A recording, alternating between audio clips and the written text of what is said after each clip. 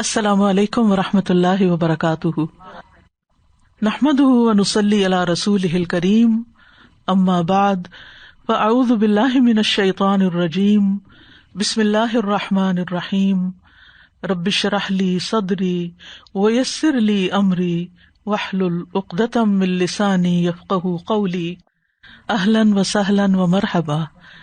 آپ سب کی بہت زیادہ شکر گزار ہوں کہ آج آپ یہاں پر تشریف لائے اور ہماری خوشی میں شریک ہوئے۔ تو انشاءاللہ ہم آغاز کرتے ہیں اللہ سبحانہ تعالیٰ کے نام سے، اور اس موقع کو بھی کچھ سیکھنے کا موقع بناتے ہیں تاکہ ہمارے لیے، آپ کے لیے ایک صدقہ جاریہ بنے۔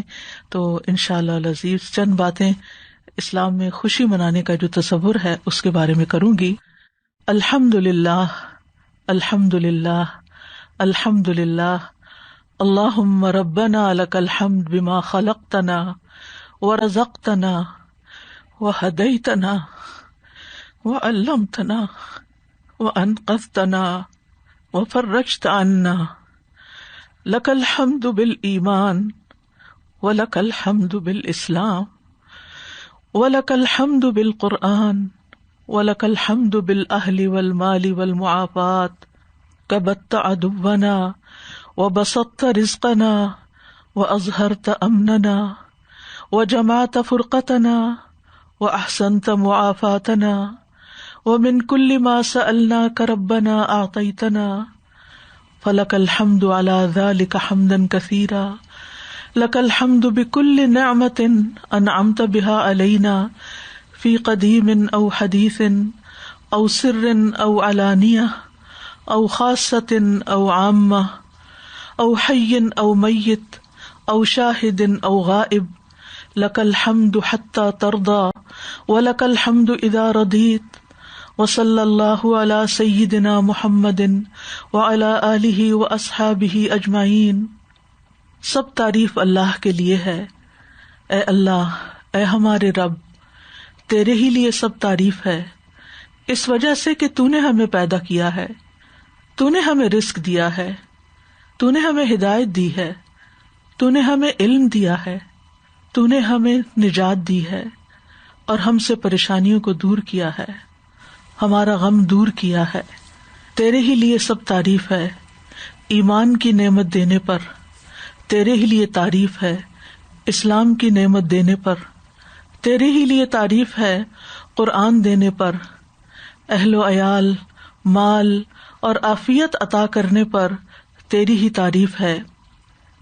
تو نے ہمارے لیے رزق کو کشادہ کیا، ہمارے امن کو بڑھا دیا، ہمارے گروہوں کو اکٹھا کیا اور بہترین طریقے پر ہمیں عافیت سے نوازا۔ اور اے ہمارے رب، ہم نے تجھ سے جو بھی مانگا تو نے وہ سب کچھ ہمیں عطا کیا، بس اس پر تیرے ہی لیے سب تعریف ہے، بہت زیادہ تعریف۔ تیرے ہی لیے تعریف ہے، ساری تعریف ہر اس نعمت پر جو تو نے ہمیں عطا کی، خواہ وہ پرانی ہو یا نئی ہو، چھپی ہو یا ظاہری ہو، خاص ہو یا عام ہو، زندہ پر ہو یا مردہ پر ہو، موجودہ پر ہو یا ہمارے غائب پر ہو، تیرے ہی لیے سب تعریف ہے، یہاں تک کہ تو راضی ہو جائے، اور جب تو راضی ہو جائے تو اس پر بھی تیری ہی تعریف ہے۔ اور اے اللہ، ہمارے سید، ہمارے آقا محمد صلی اللہ علیہ وسلم اور آپ کی آل اور آپ کے تمام صحابہ پر رحمت نازل فرما۔ اللہم صلی علی محمد وعلی آل محمد کما صلیت علی ابراہیم وعلی آل ابراہیم انک حمید مجید۔ اللہم بارک علی محمد وعلی آل محمد کما بارکت علی ابراہیم وعلی آل ابراہیم انک حمید مجید۔ اللہ سبحانہ تعالیٰ کا بہت بہت احسان ہے کہ اس نے ہمیں زندگی میں بہت سے خوشیوں کے موقع عطا کیے۔ خوشی کے موقع پر خوش ہونا انسان کا حق ہے۔ اسلام ہمیں خوشی منانے سے روکتا نہیں۔ خوشی کے موقع پر خوشی منانا ہی اصل میں اللہ تعالیٰ کا شکر ادا کرنا ہے۔ خوشی انسان کا ایک فطری تقاضا ہے اور ایک فطرت کی ضرورت ہے، یہ ہم سب کی ضرورت ہے، اور ہمارا دین ہماری فطری ضرورتوں کی اہمیت کو محسوس کرتا ہے اور ہمیں کچھ حدود اور شرائط کے ساتھ ان ضرورتوں کو پوری کرنے کی ترغیب دیتا ہے۔ دین یہ نہیں چاہتا کہ ہم ایک مصنوعی قسم کا وقار اور غیر مطلوب قسم کی سنجیدگی اور ہر وقت مردہ دلی اور افسردگی سے اپنے اندر ایک ناشکری کی کیفیت پیدا کریں. خوشی کے موقع پر ہمیں خوش ہونا چاہیے. نبی صلی اللہ علیہ وسلم سے زیادہ مشکلات کس کی زندگی میں تھی، لیکن آپ سب سے زیادہ مسکرانے والے تھے. تو جائز موقع پر خوشی کا اظہار نہ کرنا اور خوشی منانے کو دینی وقار کے خلاف سمجھنا یہ دین کی سمجھ سے محرومی ہے. تو خوشی کے موقع پر انسان کو دو طرح کی خوشیاں ہوتی ہیں. ایک روحانی خوشیاں ہوتی ہیں جو ایمان، اسلام، قرآن، دین کی وجہ سے انسان کو نصیب ہوتی ہیں، اور کچھ خوشیاں ہماری دنیاوی زندگی سے متعلق ہوتی ہیں، جیسے شادی بیاہ کا موقع ہے، کسی بچے کی پیدائش کا موقع ہے، کسی عزیز کی صحت یا خیریت کی خبر ملنے کا موقع ہے، یا پھر مسلمانوں کی کسی فتح کا موقع ہے. اور اس موقع پر ہمیں خوش ہونا چاہیے. غمگین ہونا اسلام میں مطلوب نہیں، بلکہ غم مسلط کر دینا یہ شیطان کا ہتھیار ہوتا ہے. یعنی انسان کا چونکہ دشمن ہے تو وہ کیا چاہتا ہے کہ انسان غمگین رہے، دکھی رہے، پریشان رہے، اور جو نعمتیں اللہ نے اس کو دی ہیں ان سے فائدہ نہ اٹھائے. تو اللہ تعالیٰ نے ہمیں مشکل سے مشکل وقت میں بھی غم کرنے سے روکا ہے. قرآن مجید میں آتا ہے، جنگ احد کا موقع ہے، وَلَا تَهِنُوا وَلَا تَحْزَنُوا، 70 صحابہ شہید ہو چکے ہیں. اس موقع پر بھی فرمایا گیا وَلَا تَحْزَنُوا، غم نہ کرو. یعنی ٹھیک ہے عزیزوں اور پیاروں کی جدائی ہمیں غمگین کرتی ہے، لیکن ایسے موقع پر بھی وہ غم مومن کے دل میں ہوتا ہے، لیکن اس کے تعلقات، اس کے معاملات، اس کے رویے، اس کا آپس کا لین دین وہ بہت نارمل ہوتا ہے اور بہت فطری ہوتا ہے. اللہ سبحانہ وتعالی بھی خوش ہوتے ہیں بندوں سے جب بندے اس کی نعمتوں کا شکر ادا کرتے ہیں. جب بندہ اللہ تعالیٰ کی طرف رجوع کرتا ہے، اللہ تعالیٰ سے توبہ کرتا ہے، تو اس پر اللہ تعالیٰ خوش ہوتے ہیں. اللہ تعالیٰ اس بندے پر بھی خوش ہوتے ہیں جو اپنی خواہشات کو چھوڑ کر اللہ تعالیٰ کی عبادت کی طرف آتا ہے. اسی طرح نفس کا خوش ہونا، اندر سے خوش ہونا، یہ بھی اللہ تعالیٰ کی ایک نعمت ہے. حدیث میں آتا ہے، رسول اللہ صلی اللہ علیہ وسلم نے فرمایا، اللہ تعالیٰ سے ڈرنے والے کے لیے مالدار ہونے میں کوئی حرج نہیں. یعنی اگر اللہ بندے کو مال دیتا ہے تو یہ کوئی شرمندگی کی بات نہیں، گلٹ میں جانے کی بات نہیں، بلکہ یہ بھی اللہ تعالیٰ کی ایک نعمت ہوتی ہے، اس پر بھی خوش ہونا چاہیے. فرمایا البتہ اللہ عز و جل سے ڈرنے والے کے لیے مالداری سے زیادہ بہتر چیز صحت ہے. یعنی مال اپنی جگہ، لیکن صحت اس سے بھی قیمتی ہے. اور دل کا خوش ہونا بھی نعمت ہے، یعنی ہمارا دل خوش رہے، یہ بھی اللہ تعالیٰ کی ایک نعمت ہے.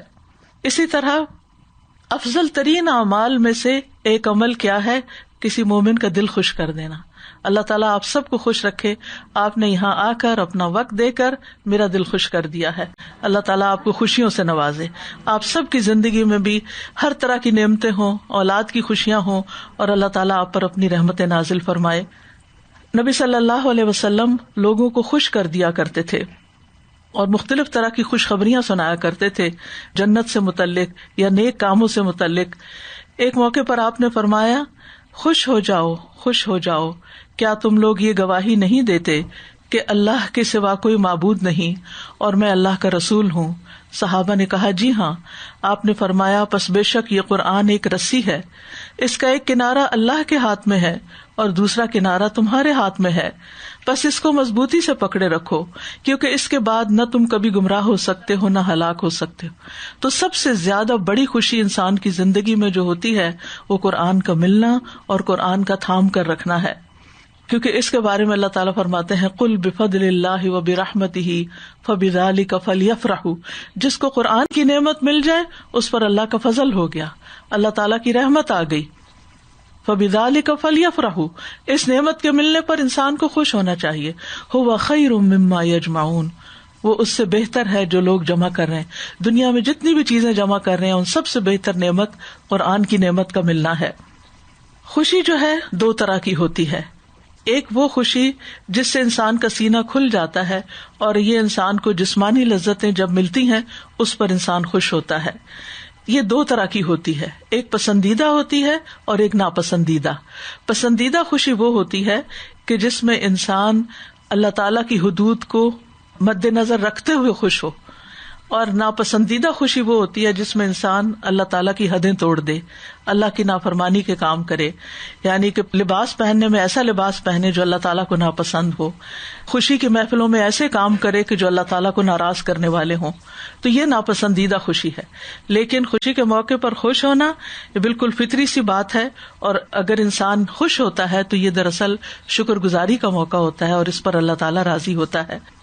اور خوشی کے جائز مقامات جس طرح قرآن اور اسلام کی نعمت پر خوش ہونا ہے، اللہ کی مدد ملنے پر خوش ہونا ہے، اللہ تعالیٰ کے راستے میں کوئی نیکی کا کام کرنے پر انسان کا خوش ہونا ہے، نیکی کے موسم آنے پر خوش ہونا ہے، جیسے رمضان آتا ہے، جیسے عید کا موقع آتا ہے، جیسے حج کی سعادت انسان کو نصیب ہوتی ہے، اللہ تعالیٰ کے گھر کا دیدار نصیب ہوتا ہے۔ اسی طرح مومن کے لیے تو اس کی آخری گھڑیوں میں اگر رحمت کے فرشتے اس کی روح لینے آتے ہیں تو اس کے لیے وہ وقت بھی بہت خوشی کا ہوتا ہے کہ اللہ سے ملاقات کا وقت آ گیا ہے۔ اسی طرح عبادات کے مواقع روزے دار کا روزہ افطار کرتے ہوئے خوش ہونا، کیونکہ حدیث میں آتا ہے روزہ دار کے لیے 2 خوشیاں ہیں، ان دونوں کی وجہ سے وہ خوش ہوگا۔ جب وہ روزہ افطار کرتا ہے تو خوش ہوتا ہے، اور جب وہ اپنے رب سے ملے گا تو اپنے روزے سے خوش ہوگا۔ پھر نیک اعمال پہ خوش ہونا ایمان کی علامت ہے۔ رسول اللہ صلی اللہ علیہ وسلم نے فرمایا، جسے اپنی نیکی سے خوشی ملے اور گناہ سے غم لاحق ہو، حقیقت میں وہی مومن ہے۔ اور اسی طرح ہم دیکھتے ہیں کہ مختلف ہمارے اسلاف میں سے لوگ مختلف مواقع پر خوش ہوا کرتے تھے جب ان کو کوئی نیکی کرنے کی توفیق ہوتی تھی۔ اسی طرح اسلامی تہوار کے مواقع پر رسول اللہ صلی اللہ علیہ وسلم نے فرمایا، تم سال میں 2 خوشیاں منایا کرتے تھے، اب اللہ نے اس سے بہتر تمہیں 2 دن دیے۔ مدینہ میں آ کے آپ نے فرمایا تھا، اور وہ 2 عیدیں ہیں، عید الفطر اور عید الاضحیٰ۔ تو عید کے دن جائز تفریحات، کھیل کود اور اچھا لباس پہننا، اچھا کھانا کھانا، یہ خوشی کا موقع ہے۔ اسی کو سامنے رکھتے ہوئے شادی کا موقع جو خوشی کا موقع ہوتا ہے، اس پر انسان کا اچھے کپڑے پہننا اور ایک خوشی کا ماحول پیدا کرنا، اور اسی طرح کھانا پینا جو ہے ایک مسنون عمل ہے، اس میں کوئی حرج کی بات نہیں ہے۔ اسی طرح صحابہ کرام کو جب نبی صلی اللہ علیہ وسلم آخرت میں درجات کی خوشخبریاں دیتے، عشرہ مبشرہ جن کو کہا جاتا ہے، جن کو دنیا میں جنت کی خوشخبری ملی، صحابہ اس پر بھی بہت خوش ہوتے تھے۔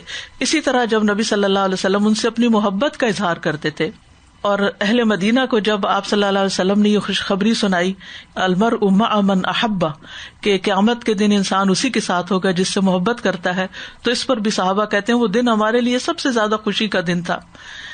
اسی طرح نیک بندے جو ہوتے ہیں وہ صرف خوشی کے موقع پر ہی خوش نہیں ہوتے، اپنی تقدیر کے ہر فیصلے پر اللہ سے راضی اور خوش ہوتے ہیں۔ یعنی جب تقدیر کی کوئی ایسی چیز جو ناپسندیدہ ہوتی ہے، جب کوئی تکلیف کا بھی موقع ہوتا ہے، اللہ کا بندہ سوچتا ہے کہ میرے رب نے اس کے ذریعے بھی میرے ساتھ خیر اور بھلائی کی ہے، اس پر بھی خوش ہوتا ہے، اور یہ مقام اعلیٰ درجوں والوں کو حاصل ہوتا ہے، اللہ کی معرفت رکھنے والوں کو یہ نصیب ہوتا ہے۔ اور پھر شادی کے موقع پر خوش ہونا، اس میں ہم دیکھتے ہیں کہ جب ربیہ بنت مسعود کا نکاح ہوا تو ان کے پاس چند لڑکیاں بیٹھی دف بجا رہی تھیں اور اپنے بزرگوں کی تعریف میں کچھ اشعار گا رہی تھیں جو جنگ بدر میں شہید ہوئے تھے۔ تو ان میں سے ایک لڑکی نے کہا کہ ہمارے درمیان ایک ایسا نبی ہے جو کل ہونے والی بات کو جانتا ہے، آپ نے سنا تو فرمایا اس کو چھوڑ دو اور وہی گاؤ جو پہلے گا رہی تھی۔ اسی طرح دور دراز سے اگر کوئی سفر کر کے آتا ہے تو اس کا خیر مقدم کرنا چاہیے، اس کو ویلکم کرنا چاہیے، اس موقع پر بھی خوشی کا اظہار کرنا چاہیے۔ اور خوشی کے اظہار میں سب سے پہلا طریقہ کیا ہے؟ اللہ کا شکر ادا کرنا، کہ اس موقع پر انسان الحمدللہ کہے اور اپنی حدود سے باہر نہ نکلے۔ پھر یہ ہے کہ خوشی میں اعتدال ہو، حد سے نہ بڑھ جائے، کوئی ایسا کام نہ کرے کہ جس سے اللہ تعالیٰ ناراض ہو، اللہ کی یاد سے غافل نہ ہو، نماز سے غافل نہ ہو، اور خوشی کے موقع پر غرباء اور مساکین کا بھی خیال رکھے۔ اپنی خوشی میں دوسروں کو شریک بھی کرنا چاہیے۔ اس میں ہم دیکھتے ہیں کہ کعب بن مالک کی جب توبہ قبول ہوئی تو مسلمانوں کو جب پتہ چلا تو جوک در جوک ان کے پاس مبارکباد دینے کے لیے پہنچے اور اظہار مسرت کیا، اور یہاں تک کہ طلحہ رضی اللہ عنہ کی مبارکباد اور اظہار مسرت سے حضرت کعب اتنے خوش ہوئے کہ زندگی بھر یاد کرتے رہے کہ اس بھائی نے مجھے اس دن ایسی مبارک دی تھی۔ پھر اسی طرح وہ جب بڑھاپے میں اپنے بچوں کو یہ بتاتے تھے کہ میرے ساتھ کیا ہوا، اپنا پورا واقعہ سناتے، اور پھر خاص طور پر حضرت طلحہ کا ذکر کرتے کہ انہوں نے مجھے کیسی مبارک دی تھی۔ پھر اسی طرح شادی بیاہ کے موقع پر کھانے پینے کا اہتمام، تحفے تحائف کا دینا، اور شادی میں شریک نہ ہونے پر کم از کم مبارکباد دینا، یہ کم از کم ضروری ہے۔ اور اسی طرح کوئی بھی خوشی کا موقع ہو، اگر آپ اس میں کسی کے ساتھ شریک نہیں ہو سکتے تو اس کو مبارک کا پیغام دے دیں. اور شادی کے موقع پر جو مبارک کا پیغام ہے وہ کیا ہے؟ بارک اللہ لک و بارک علیک وجمع بینکما فی خیر. اللہ تمہیں برکت دے، تم پر برکت نازل فرمائے اور تم دونوں کو خیر کے ساتھ اکٹھا رکھے. اور مذموم خوشی وہ ہوتی ہے کہ ایسی بات پہ خوش ہونا جو اللہ کو ناراض کرتی ہو، اور ناحق خوشی کی مذمت بھی کی گئی ہے. کیونکہ قارون جب اپنے مال متاع کے ساتھ باہر نکلا اور اترا رہا تھا، اس کا قصہ آپ سب نے پڑھا ہی ہوگا یا سنا ہوگا، تو اس وقت لوگوں نے کہا تھا اس کو کہ لا تفرح ان اللہ لا يحب الفرحین، خوش مت ہو، اللہ خوش ہونے والوں کو پسند نہیں کرتا. تو وہ خوشی اترانے والی خوشی تھی، اکڑنے والی خوشی تھی، غرور کی خوشی تھی، نمائش کی خوشی تھی، تو وہ اللہ تعالیٰ کو ناپسند ہے. اس سے پرہیز کرنا چاہیے. تو ایک فرح ہوتا ہے، ایک مرح ہوتا ہے. تو مرح ہوتا ہے اترانا، اکڑنا، اور ایسی حرکتیں کرنا کہ جس سے اللہ کی نافرمانی سرزد ہوتی ہو، یہ قابل مذمت ہے. اور اسی طرح کثرت دولت پر خوش ہونا جو نافرمانیوں کی طرف لے جائے. اگر دولت ہے اور اچھے کاموں میں صرف ہو رہی تو نیکی کے کاموں میں خرچ کرنے پر اور اللہ کی پسند کے راستے میں خرچ کرنے پر خوش ہونا چاہیے. پھر اسی طرح سب سے بدترین خوشی وہ ہے جو نافرمانی کے کام پر ہو، کہ انسان گناہ کا کام کرے، اللہ تعالیٰ کو ناراض کرے اور پھر خوش ہو رہا ہو. اور پھر اسی طرح یہ ہے کہ نیک اعمال کا دکھاوا کر کے خوش ہونا، تو یہ بھی ناپسندیدہ ہے. پھر اسی طرح ایسے کاموں پر خوش ہونا جو کیے ہی نہ ہوں، تو یہ بھی درست نہیں. اور اطاعت کے کاموں پر کوتاہی پر خوش ہونا کہ شکر ہے میں پیچھے رہ گیا، مجھے یہ کام نہیں کرنا پڑا، یہ بھی ناپسندیدہ ہے. اور اسی طرح مومنوں کو مصیبت پہنچنے پہ خوش ہونا. تو بہرحال یہ چند باتیں تھیں جو آپ کے ساتھ کرنا مقصود تھیں کہ اس خوشی کے موقع پر ایک ریمائنڈر ہمارے لیے بھی ہو جائے اور آپ کی زندگی میں بھی اللہ تعالیٰ بے شمار خوشیاں لائے. اور پھر ان مواقع پر آپ ان حدود کو یاد رکھیں. اللہ سبحانہ و تعالیٰ اپنی رحمت نازل کرے. ہماری بیٹی آ چکی ہے تو ہم انشاءاللہ تکبیرات لگاتے ہیں. اللہ اکبر اللہ اکبر اللہ اکبر لا الہ الا اللہ اللہ اکبر اللہ اکبر وللہ الحمد اللہ اکبر اللہ اکبر اللہ اکبر لا الہ الا اللہ اللہ اکبر اللہ اکبر وللہ الحمد. اعوذ باللہ من الشیطان الرجیم. بسم اللہ الرحمن الرحیم. فسبحان اللہ حین تمسون وحین تصبحون وَلَهُ الْحَمْدُ فِي السَّمَاوَاتِ وَالْأَرْضِ وَعَشِيًّا وَحِينَ تُظْهِرُونَ. يُخْرِجُ الْحَيَّ مِنَ الْمَيِّتِ وَيُخْرِجُ الْمَيِّتَ مِنَ الْحَيِّ وَيُحْيِي الْأَرْضَ بَعْدَ مَوْتِهَا وَكَذَلِكَ تُخْرَجُونَ. وَمِنْ آيَاتِهِ أَنْ خَلَقَكُم مِّن تُرَابٍ ثُمَّ إِذَا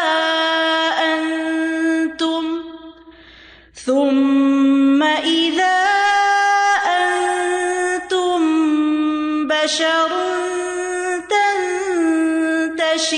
تنتشرون. ومن آياته أن خلق لكم من أنفسكم أزواجا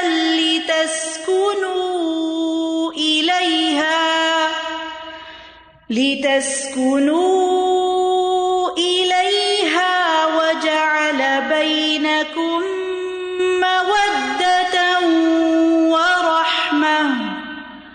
إن في ذلك لآيات لقوم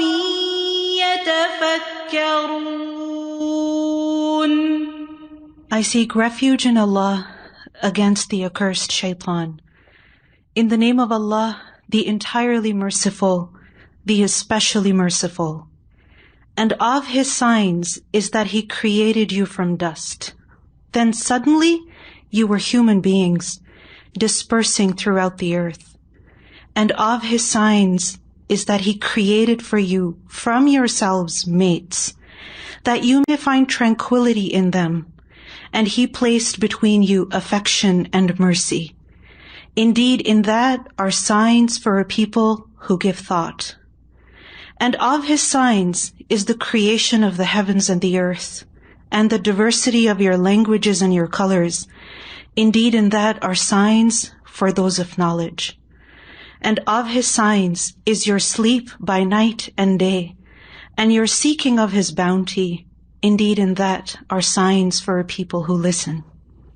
अल्लाह सुब्हानहू तआला की बेपनाह तारीफ और बेपनाह शुक्र के बाद मैं अपनी प्यारी बेटी अम्मारा को आज यहाँ वेलकम करती हूँ। अल्लाह सुब्हानहू तआला आपके लिए, आपके ख़ानदान के लिए, आपके स्पाउस के लिए, हमारे लिए और आपकी सारी फैमिली के लिए इस सब को बहुत बाबरकत बनाए। अल्लाह सुब्हानहू तआला इस रिश्ते में बहुत खैर और खुशी शामिल कर दे। अल्लाह ताला हर नजर बद से बचाए और हर शर से और हर अल्लाह ताला की नाफरमानी से, और अल्लाह सुब्हानहू तआला इनको नेक नस्ल अता फरमाए जो इनके लिए और सबके लिए सदका जारिया हो। जज़ाकुमुल्लाहु खैरन। Assalamu alaikum wa rahmatullahi wa barakatuh. We'll begin, and inshallah we'll try to be brief and concise. I know we've already taken up a lot of your time. So earlier on I recited a couple of ayat from Surah Rum. The thing is that we're here today, and we've been gathered here today, and this institute has been created to teach essentially the Quran. And the Quran is like a very essential part of our whole family's lives. It's been a pillar, although I've, kind of strayed from that pillar a little bit. But earlier this year, I started doing the tafsir of the Quran as well, started doing recitations and just basic reflections, just going through the Quran, reading, reciting. And I started one day, and, Spyron's here, he knows. Right before Ramadan, I began. And early in the morning, I started with just the morning adhkar, and then just a little bit of recitation. And then I'm like, you know what? Let's just do the whole Quran. Like, let me just, keep on reading and keep on reciting, keep on going about it. And that's exactly what I ended up doing. And there's an app, and I started reciting on the app, and I started reading on the app. And I used to be the only one there. And I had Ibrahim over here, Faisal over here, Ramadan over here.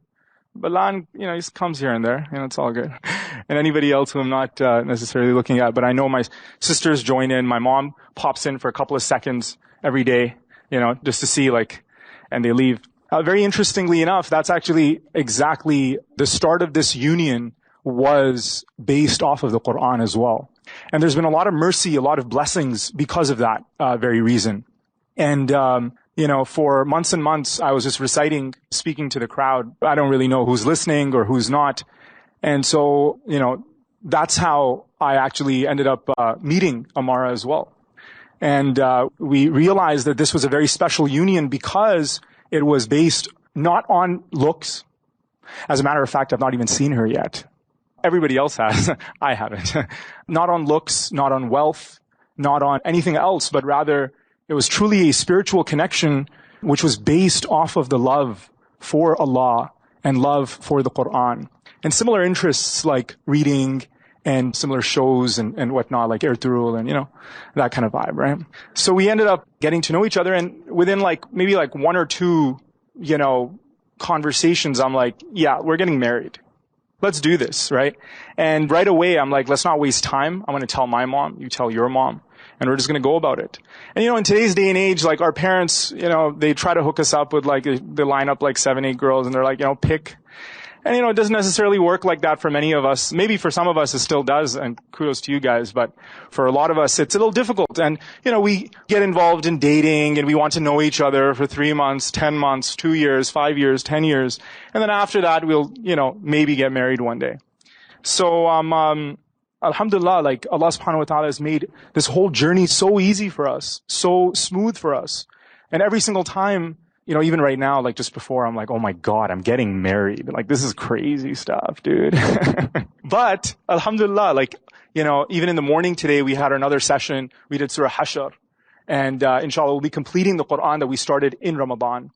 And so, that's kind of like a mini story of how exactly this came to be. And hence, we thought the most appropriate location would be an institute that spreads the message of the Quran, to recite the Quran, to explain the Quran, and have the whole theme like a Quranic theme. And I thought that was very beautiful, and that has a lot of barakah in it as well. And so, with that, I'll reread 2-3 ayat because I think some of the ladies have entered again. And inshallah, after that, we'll do the khutbah nikah. And then, or I think my father would like to speak a few words. We'll do the khutbah nikah and be on our way, inshallah. أعوذ بالله من الشيطان الرجيم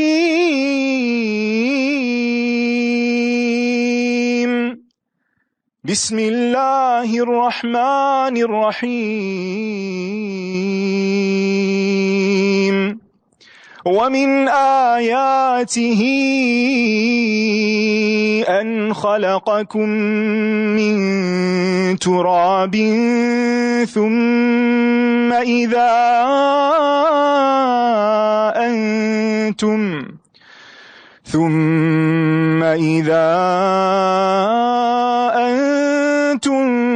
بشر تنتشرون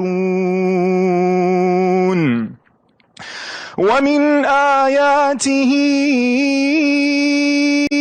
أن خلق لكم من أنفسكم أزواجا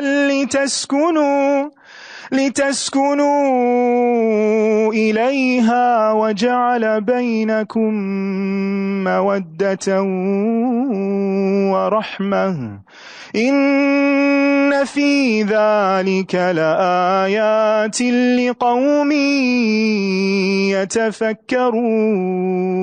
يتفكرون. And in this very verse, Allah subhanahu wa ta'ala explains the very idea of that He created for you a mate, someone to live your lives with, so that you may dwell in this earth, you may be in this earth, and then He caused affection. Because if you have resistance amongst one another, you hate one another, that is going to cause problems. But when a husband and wife get together, they're supposed to get together on the basis of love, on the basis of rahmah, on the basis of mercy, forgiveness, looking at the other person, forgiving their shortcomings, forgiving their, So that's why this ayah is repeated again and again and again and again in all the khutbahs. But the very string of these ayat, it's very beautiful in Surah Rum because it always begins with وَمِنْ آيَاتِهِ, from His signs, from His signs, from His signs. Again, even your married life, even when it comes to love, even when it comes to loving a woman, that's a sign for God. And I was developing this theory, and the idea essentially is that, when we want to know what it means to love God, because ultimately that's the aim, muhabba and ishq for Allah subhanahu wa ta'ala. We can't see God. We don't have this, like a face-to-face. But with our wives, we're able to love them. We're in this school that God is teaching us how to love, right? That when she's not there, you miss her, right? Whatever the situation is, fully you're learning from those experiences, and then that becomes a sign. And this idea is something that I've been developing for a long time.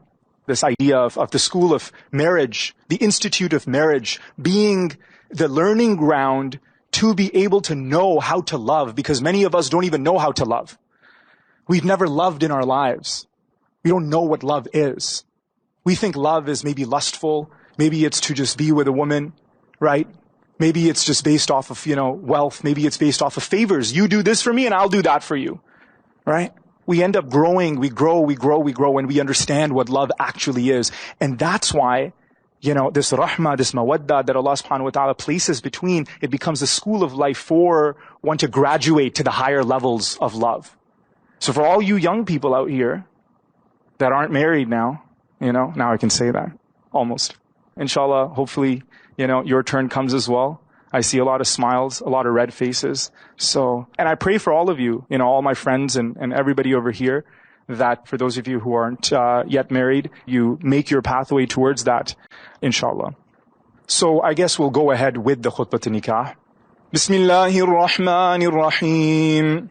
Alhamdulillahi Rabbil Alameen. الرحمن الرحيم مالك يوم الدين إياك نعبد وإياك نستعين اهدنا الصراط المستقيم صراط الذين أنعمت عليهم غير المغضوب عليهم ولا الضالين آمين. إن الحمد لله نحمده ونستعينه ونستغفره ونعوذ بالله من شرور أنفسنا ومن سيئات أعمالنا من يهدي الله فلا مضل له ومن يضلل فلا هادي له وأشهد أن لا إله إلا الله وأشهد أن محمدا عبده ورسوله. يا أيها الناس اتقوا ربكم الذي خلقكم من نفس واحدة وخلق منها زوجها وبث منهما رجالا كثيرا ونساء واتقوا الله الذي تساءلون به والأرحام إن الله كان عليكم رقيبا.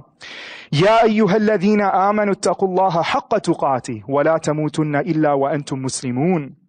يا أيها الذين آمنوا اتقوا الله وقولوا قولا سديدا يصلح لكم أعمالكم ويغفر لكم ذنوبكم ومن يطع الله ورسوله فقد فاز فوزا عظيما.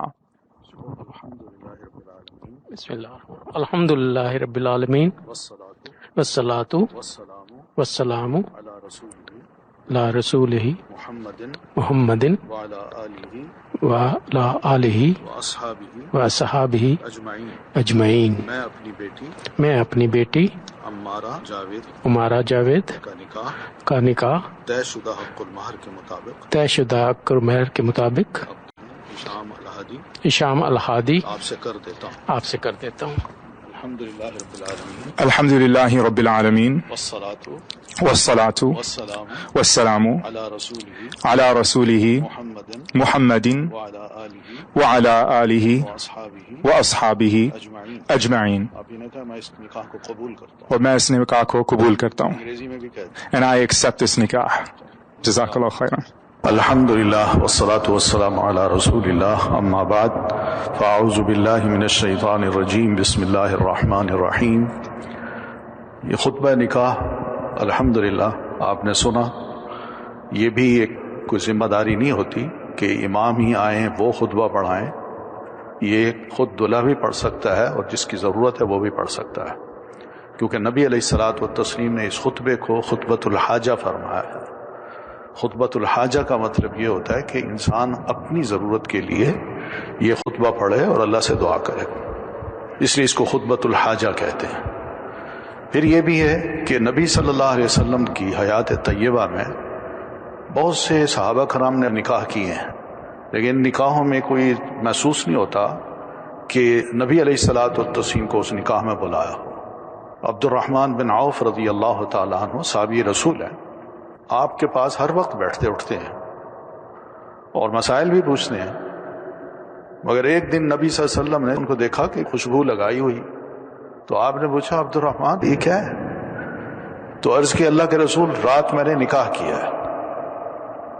آپ نے فرمایا اچھا بہت مبارک ہو. تو آپ نے بڑی مبارکباد دی.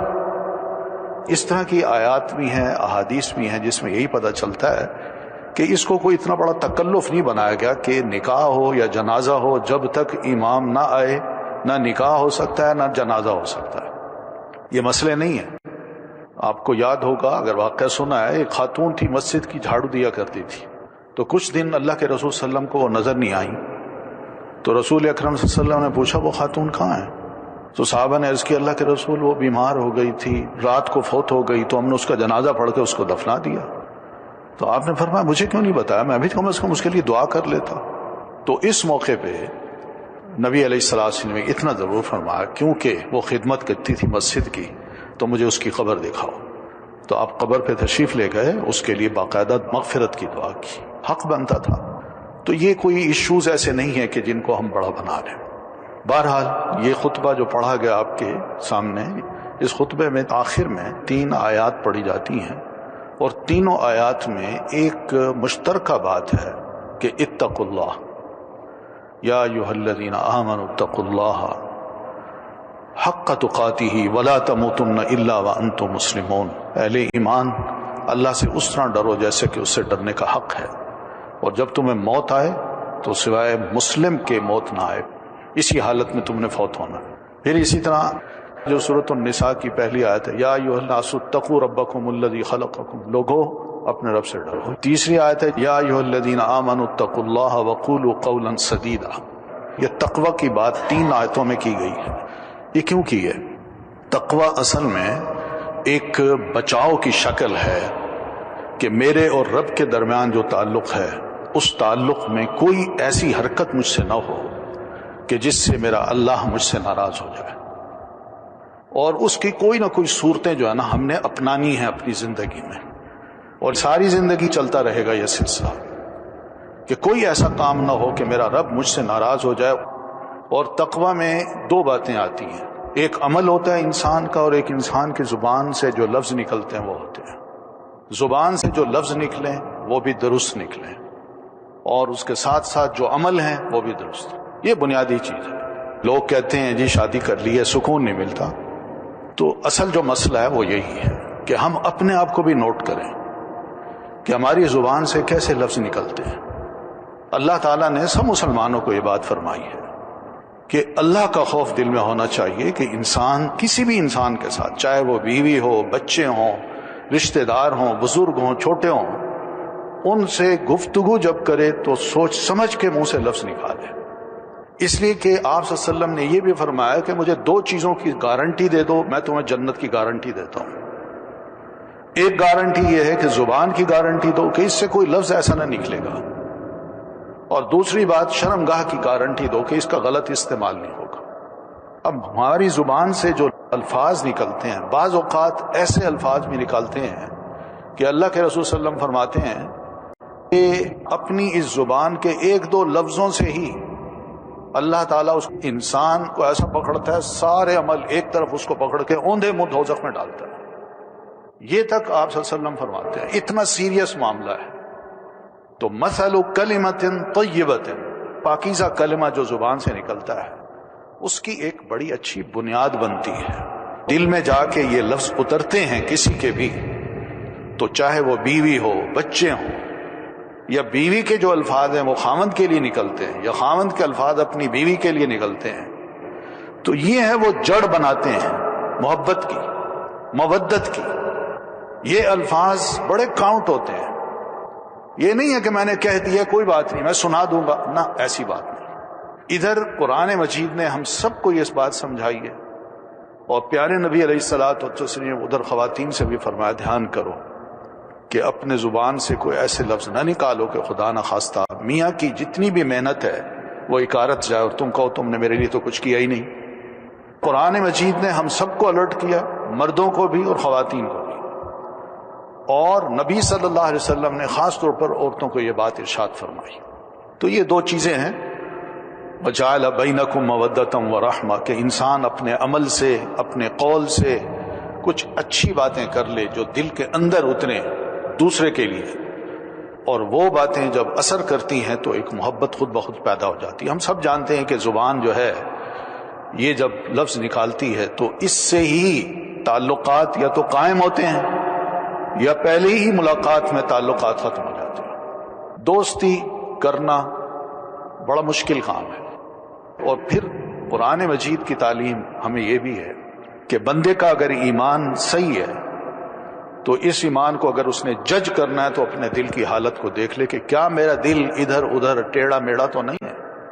اس کا دل اگر درست ہے تو ایمان بھی درست ہے، اور پھر اگر دل درست ہے اس سے اچھی بات نکلتی ہے، اس کے اندر اچھی سوچیں آتی ہیں، اچھے خیالات آتے ہیں، تو اس کا لازماً نتیجہ یہ ہوگا کہ زبان سے بھی اچھے لفظ نکلیں گے۔ تو اس لیے بندہ کبھی بھی سیدھا نہیں ہو سکتا جب تک کہ اس کا ایمان درست نہ ہو، اور اگر ایمان درست ہے تو پھر اپنے دل کو چیک کرے، اور اگر دل درست ہے تو پھر اپنی زبان کو چیک کرے۔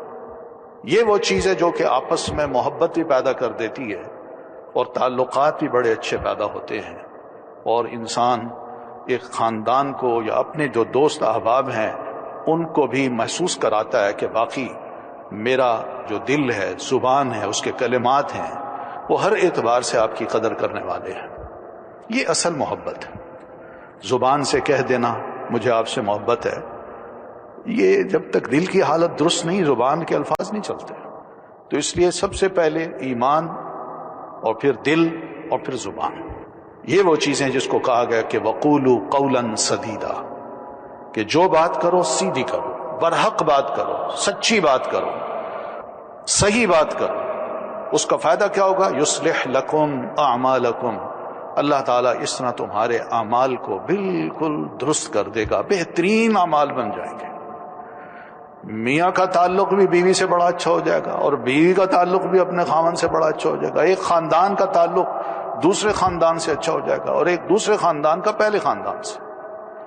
یہ تعلقات جو ہے نا، اس کے لیے یہی بات کہی گئی. اتقوا اللہ وقولوا قولا سدیدا یصلح لکم اعمالکم ویغفر لکم ذنوبکم. اللہ تمہارے سارے عمل درست کر دے گا. اور یہ حقیقت ہے، خاندان میں یا ایک فیملی میں جب کبھی خرابی آتی ہے تو اس کی بنیاد یہ زبان بنتی ہے. سیدھی بات ہم نہیں کرتے. جب سیدھی بات نہ کی جائے تو دوسرا بھی الرٹ ہو جاتا ہے، یہ بندہ سیدھا نہیں ہے. تعلقات اس سے صحیح نہیں رکھے جا سکتے یا صحیح قائم نہیں ہو سکتے. تو یہ بہرحال ایک گارنٹی اللہ تعالیٰ نے دی ہے کہ تم اپنے عمل کی، اپنے حالات کی اصلاح کرنا چاہتے ہو کہ بہتر سے بہتر حالات ہوں، تو اس کی گارنٹی یہ ہے کہ تم اپنی گارنٹی اللہ کو دے دو کہ خدا خوفی کے ساتھ ہم زندگی گزاریں گے، اور اس کے ساتھ ساتھ اپنی زبان سے اچھے الفاظ کہیں گے، سیدھی بات کہیں گے. تو ایک تو یہ ہے کہ ہمارے اعمال، حالات درست ہو جائیں گے، اور دوسرا یہ کہ وَيَغْفِرْ لَكُمْ ذُنُوبَكُمْ. انسان ہیں، غلطیاں ہوتی رہتی ہیں، ہم فرشتے نہیں ہیں، لیکن ان غلطیوں کو بھی اللہ فرماتے ہیں کہ زبان سے کبھی کبھی اگر یہ لفظ نکل بھی جاتے ہیں تو میں تمہارے گناہ بھی معاف کر دوں گا. دیکھیے اللہ کتنا مہربان ہے.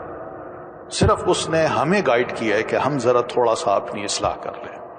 تو بہرحال یہ بڑا اچھا ایک موقع ہے کہ جو آپس کے تعلقات ہیں، چاہے نئے تعلقات ہوں، میاں بیوی کے ہوں، شادی کے بعد کے ہوں، یا شادی کے کئی عرصے بعد کے ہوں، انسان کبھی بھی نہ گھبرائے کہ مجھے اپنی زندگی میں کبھی سکون نہیں ملا، بلکہ الحمدللہ اللہ کا بڑا شکر ہے سکون ملتا ہے.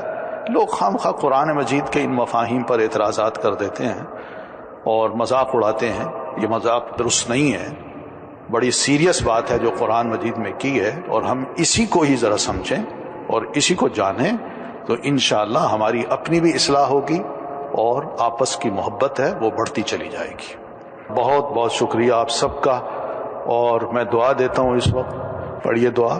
بارک اللہ لکما وبارک علیکما وجمع بینکما خیرا. جزاکم اللہ خیرا. السلام علیکم ورحمۃ اللہ وبرکاتہ. لا الہ الا اللہ محمد رسول اللہ. لا الہ الا اللہ محمد رسول اللہ. لا الہ الا اللہ محمد رسول اللہ. لا الہ الا اللہ محمد رسول اللہ. لا الہ الا اللہ محمد رسول اللہ. انت الرحمن یا اللہ، انت الرحیم یا اللہ، انت السلام یا اللہ، انت العزیز یا اللہ، انت القدوس یا اللہ، انت الجبار یا اللہ، انت الغفور یا اللہ، انت الغفار یا اللہ، انت العلیم یا اللہ، انت القہار یا اللہ، انت المعطی یا اللہ، انت الوهاب یا اللہ، انت الشاکر یا اللہ، انت الحمید یا اللہ، انت الواحد یا اللہ، انت الجمیل یا اللہ. لا الہ الا اللہ محمد رسول اللہ. لا الہ الا اللہ محمد رسول اللہ. لا الہ الا اللہ محمد رسول اللہ. لا الہ الا اللہ محمد رسول اللہ. انت الرزاق یا اللہ، انت السمیع یا اللہ، انت الفتاح یا اللہ، انت البصیر یا اللہ، انت المنان یا اللہ، انت اللطیف یا اللہ، انت الجواد یا اللہ، انت الخبیر یا اللہ، انت الحلیم یا اللہ، انت الشکور یا اللہ، انت العظیم یا اللہ، انت الودود یا اللہ، انت الرقیب یا اللہ، انت القریب القريب يا الله، أنت الكريم يا الله، أنت الكبير يا الله. لا إله إلا الله محمد رسول الله، لا إله إلا الله محمد رسول الله، لا إله إلا الله محمد رسول الله، لا إله إلا الله محمد رسول الله.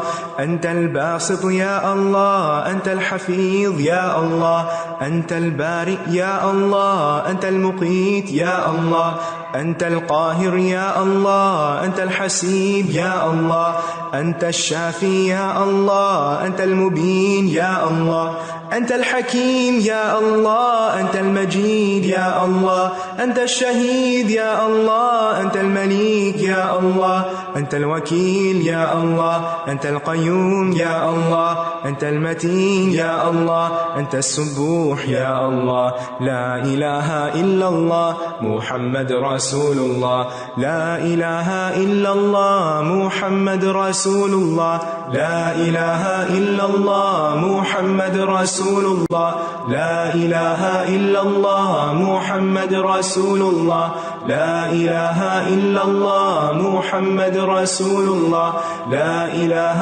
إلا الله محمد رسول الله.